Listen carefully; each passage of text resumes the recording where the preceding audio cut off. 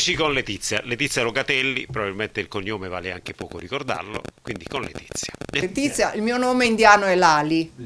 Lali, che vuol dire cuore amorevole, colei che è rosseggiante, perché l'al è il colore rosso in hindi e l'ali è il colore del tramonto, dell'alba, quella via di mezzo, un po' rosato, un po'. Ed è anche uno dei nomi di Radha, cioè nel vocabolario indiano, Radha, che era la preferita di Krishna, aveva diversi nomi a seconda dell'aspetto che lei rappresentava nella sua manifestazione, per cui l'ali era la manifestazione della dolcezza, del cuore amorevole, un altro aspetto aveva un altro nome e questa divinità con tutte queste sfumature rappresentava nell'intero. Il Lali. Che poi preso in italiano, se lo vogliamo snocciolare un po', la ali ci mettiamo l'apostrofo e diventa le ali, la ali, o può essere il dire è un po' dappertutto, la, lì, il che significa che oggi sei qui. Ecco Letizia, tu hai un tuo passato, un passato di quelli vissuti da giovane in cui hai cercato, come tanti altri, parliamo magari degli anni 70, gli anni 80, in cui si cercava la manifestazione dell'io, no? Di un modo diverso di vivere e con il per chi e per cosa vivere soprattutto in un mondo che assumeva già, no, in maniera molto determinata i profili da un lato, ma anche la sfaccettatura del capitalismo, dell'interesse verso il materiale e dell'allontanamento di quello che era spirituale, no?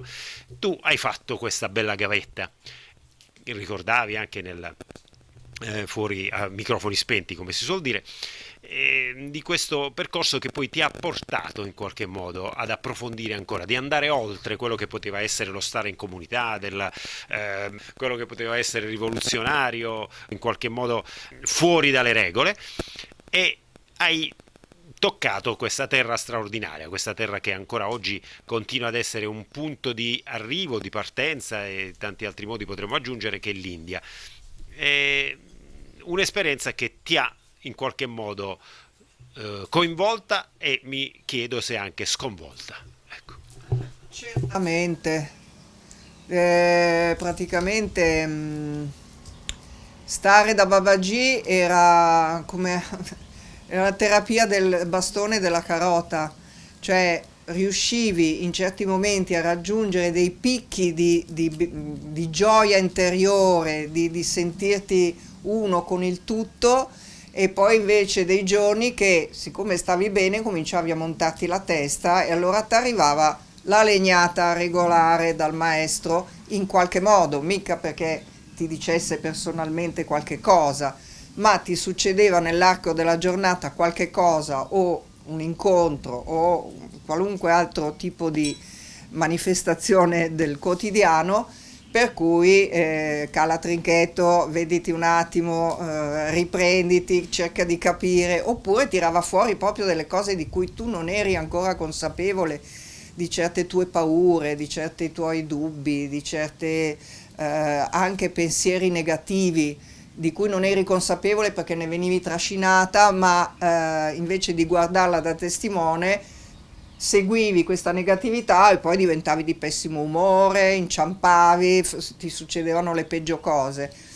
Io mi ricordo una volta che al pomeriggio si faceva il secondo bagno, alla mattina prima dell'alba si faceva il primo bagno nel fiume e al pomeriggio, nella stagione calda, ovviamente non d'inverno, si faceva un altro bagno nel fiume e un giorno ero proprio molto scoraggiata, non avevo più voglia di stare lì in questo ashram, volevo tornare in Italia, dicevo che dentro me stessa che ero stufa di frequentare questi pazzoidi che circolavano con le loro idee in questo ashram, per cui ero proprio veramente di cattivo umore. Finito il bagno, siccome io avevo come duty quello di tenere il negozietto dell'ashram vendendo caramelle, incensi, vestiti, cose così, era l'ora che io tornassi ad aprirlo perché era pomeriggio e mentre salivo le scale per andare a fare il mio lavoro, sul ciglio di queste scale ho visto un cespuglio di belle di notte fiorito, meraviglioso, ma io ero così di cattivo umore che ho detto ma anche ste schifezze qua che cacchio fioriscono, io ho le balle in giostra salgo le scale, fuori orario, Babaji era seduto sul suo trono con alcuni devoti, per cui io mi sono sentita in obbligo di andarlo a salutare, perché se lo incontravi e lo vedevi era duopo fare questo. Io vado a inchinarmi, alzo la testa, e cosa aveva in testa? Qualcuno gli aveva regalato una corona fatta con quei fiori. Per cui mi è cascata la mascella, ho detto ok, ho capito, sono io, non sono i fiori, va bene. E di cose così ne capitavano a tutti i giorni, per cui una giornata era come un mese qua. In un giorno facevi sempre le stesse cose, ti alzavi alle 4 del mattino, facevi il bagno nel fiume, ripetevi un po' il mantra, poi c'erano le cerimonie e i canti, poi c'era la distribuzione dei vari lavori, chi in cucina, chi a pulire le stanze, eppure dentro di te ti succedeva un mondo di cose che erano tutte quasi invisibili all'occhio, se non da te stesso, perché poi nel frattempo agli altri succedevano altri milioni di cose che andavano bene a loro, per cui non so se hai in mente Kurosawa, che ha fatto quel bellissimo film dei 7 samurai, no? Che viene 7 persone diverse assistono allo stesso omicidio e tutti danno versioni differenti, perché ognuno dal suo punto di vista ha visto la sua verità, ma non la verità totale, no? E questo è proprio è un dato di fatto che dobbiamo tenere presente, perché se no crediamo oro colato qualunque cosa dica qualcuno che ha un po' istrionico, un po' di inventiva, ci crediamo. Invece dobbiamo prima agganciarci alla nostra sorgente interiore, sentire se risuona qualche cosa di verità dentro di noi, perché il maestro non è altro che la manifestazione visiva di quello che noi abbiamo già dentro. Noi siamo già dei realizzati, siamo già Gesù Cristo, siamo già Buddha, ricoperti da 1000 strati di difetti mentali e di ignoranza, per cui non vediamo questo sole che abbiamo dentro tutti quanti indistintamente. E il lavoro da fare, e per cui abbiamo bisogno di un maestro almeno per un periodo, che ci apra questa visione che è altro da quella che noi vediamo tutti i giorni. Noi questa realtà la vediamo così com'è perché abbiamo 5 sensi, siamo limitati dai 5 sensi. Avessimo 20 sensi, qua vedremmo non so quante altre realtà parallele, molto più intense e molto più ricche di quella che vediamo noi nella tridimensione. D'altra parte, lui cosa diceva?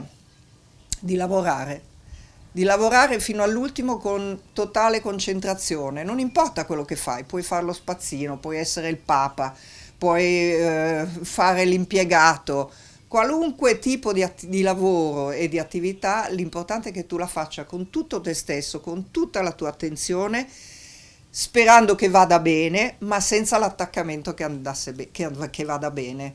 Cioè tu lo fai come la migliore offerta tua in questo momento all'universo. Io sto accendendo il fuoco, cerco di mantenerlo acceso e di avere una piacevole conversazione con chi ho davanti. Questo è il mio compito adesso. Poi se vado in un altro posto, devo fare un'altra cosa. Cioè lo yoga è fare bene quello che stai facendo, con tutto te stesso, senza un'aspettativa di ricompensa. Provo semplicemente a non tradurre, perché non può esserci una traduzione neanche semplice a tutto ciò che hai espresso in questi pochi minuti, però sono certo, o mi permetto di esserlo, che tutto ciò deve passare necessariamente attraverso l'accettazione, no? L'accettazione di quello che, come ponevi come esempio, no? Di questa ripetitiva mantra, routine, ma è forse solo l'accettazione, anche nel caso più estremo molte volte per un essere umano, che è quello dell'accettare una sofferenza, perché solo l'accettazione ti può permettere di trovare quel mezzo bicchiere pieno. Assolutamente sì, è come che dobbiamo abbracciare la sofferenza che ci può capitare nella vita, perché dovremmo ringraziare l'universo che ci manda le difficoltà per affinare il nostro spirito e per eliminare il superfluo, di non attaccarci a cose che non hanno una importanza essenziale, ma che sono un corollario della tua vita e non sono il vero valore che ha una vita, di solito spesa nel tuo piccolo per aiutare chi hai davanti, aiutare o comunque dare la tua disponibilità di cuore. Poi, siccome appunto tutti quanti abbiamo i nostri difetti mentali, nella Chiesa dicono i 7 peccati capitali, nel buddismo li dicono difetti mentali, e sono quelli che coprono la nostra vera essenza, che è luce, che è amore, perché il mondo fenomenico è un'esplosione di amore. Adesso hanno fatto proprio un filmato di quando lo spermatozoo incontra l'ovulo e nasce una vita, c'è una specie di lampo di luce che accade quando c'è questa cosa, per cui la vita avviene attraverso la luce. Noi siamo campi di luce, elettrici, se la vogliamo vedere più, diciamo, astrattamente, come matematica, come geometria, come così. Sì, è chiaro che quello che dici indubbiamente si traduce nel vissuto di ognuno di noi, chi lo percepisce più, chi meno, chi anche nulla, però è un gioco di energie, no? Indubbiamente di energie che sono quelle che, anche per dirla in maniera un po' grezza, la mattina ti permettono di alzarti e se hai le giuste buone energie affronti la giornata con molta più intensità, con molta più volontà, ma con molto spirito. Faccio questo passaggio e ci tengo, credo tu quando parlavi della differenza della verità, o meglio, ognuno ha la propria verità, no? La verità non esiste mai in quanto tale, ma è in un continuo quasi trasferimento, cioè, è come dire, forse un guru insegna anche questo, che non c'è un momento di arrivo, ma di costante passaggio. Costante trasformazione, è tutto sempre in mutamento, per quello si parla del distacco, perché se tu ti attacchi alla situazione attuale, domani dovrai soffrire per forza perché sarà diverso, tutto cambia, ci sono strati di città sepolte, di civiltà magari molto più avanzate della nostra, tutto ha una fine, e si ricicla, no? Come dicevano, tutto scorre, nulla si distrugge, ma tutto si trasforma. E torno anche al tuo nome, proprio Letizia, quello datoti il giorno della tua nascita, o su di lì. Ecco, Letizia ci ricorda la buona Letizia, no? Sì. La buona notizia. Sì, sì, però è anche nella Bibbia è ricordato e riportato in qualche modo. Ecco, qual è stata per te la buona Letizia più straordinaria della tua esistenza, il momento più importante della tua esistenza? Il momento più importante della mia esistenza senza dubbio è stato incontrare Babaji, cioè mi ha completamente cambiato i connotati di scelte, di visione del futuro e tutto quanto. No, mi ha fatto fare proprio un grande cambiamento. È stato l'evento più importante, penso che è stato anche il periodo più bello della mia vita, come l'età dell'oro della mia vita, perché anche se mi ha fatto attraversare momenti di sofferenza, perché era un grande psicoterapeuta, veramente l'unico grande, perché non aveva mezzi termini, se ti doveva tirare un bastone in testa fino a spaccartela, lo faceva. E quindi anche se mi ha fatto passare momenti difficili, però ho avuto in compenso dei momenti di beatitudine, proprio di apertura del cuore verso chiunque passasse davanti, verso la vita, di gratitudine, di essere al mondo e di poter in qualche modo rappresentare una goccia dell'oceano che era lui, ecco. Sei riuscita sicuramente a Ecco. trasferire tutto ciò. Grazie a te, Letizia. Prego.